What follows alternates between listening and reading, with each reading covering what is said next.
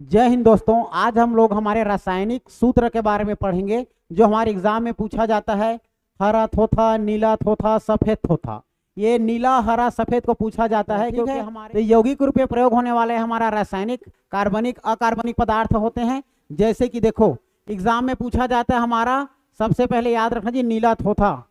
ठीक है, नीला थोथा के रूप में पूछा जाता है, तो सबसे पहले याद रखना नीला थोथा।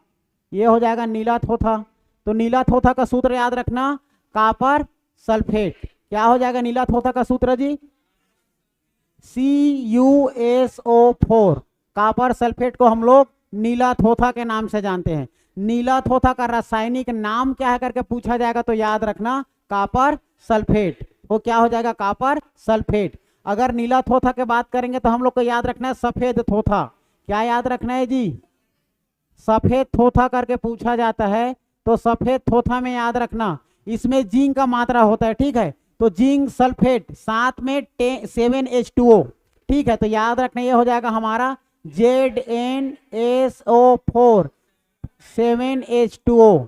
ठीक है, इसको जिंक सल्फेट आप लोग का हेप्टा हाइड्रेट, ठीक है ना? ठीक है, जिंक सल्फेट हेप्टा हाइड्रेट के नाम से जानते हैं। क्लियर है? इसके बाद सफेद थोथा के बाद याद रखना है हरा थोथा। एग्जाम में पूछा जाता है जी। ठीक है, तो हरा थोथा को याद रखना है।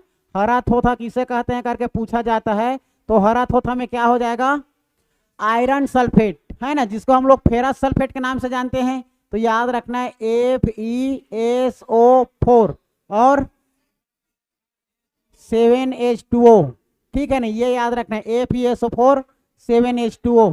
ये आप लोग का हो जाएगा हरा थोथा। इसी में आप लोग का देखा जाता है हमारा फेरिक ऑक्साइड का मात्रा जब बढ़ जाता है या कम हो जाता है तो याद रखना आप लोग का लाल सिंदूर अर्थात लाल कशिश बन जाता है Fe2O3, जो कि हमारे लौह अयस्क का आप लोग का एक अयस्क होता है लोहा का, जिसको हम लोग हेमेटाइट के नाम से जानते हैं। क्लियर है? ये हमारे एग्जाम में पूछा जाता है तो याद रखना जी, याद रहेगा।